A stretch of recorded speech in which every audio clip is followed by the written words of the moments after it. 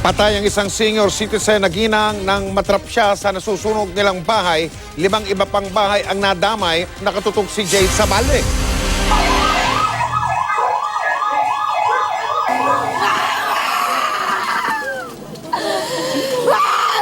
Naginagpis ang anak ng 69 years old na si Teacher Rosalia Hornilla nang masawi ang ina sa sunog na naganap sa Alfonso Street, Balud, Tondo, pasado alas 4 ng madaling araw na umabot lang sa unang alarma.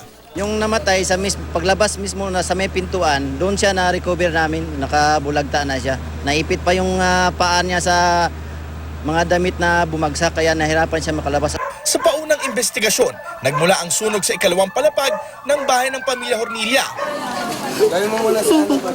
Si Joselito, napaiyak na lamang dahil nakatalon man silang mag-anak sa terrace.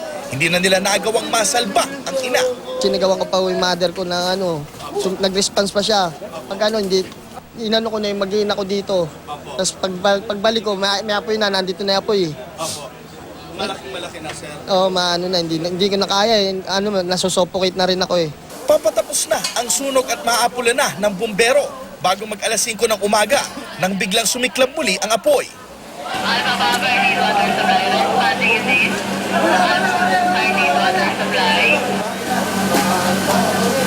Dito na binutas sa mga bumbero ang kisame upang makita kung saan nanggagaling ang muling pag-apoy. 5:51 na ng umaga na ideklarang fire out na ang sunog. 6 na bahay ang tinupok nito at nakaapekto sa 12 pamilya. Nasa 2 milyong pisong halaga ng ari-arian ang naabo. Jay Sabale, nakatutok, 24 oras.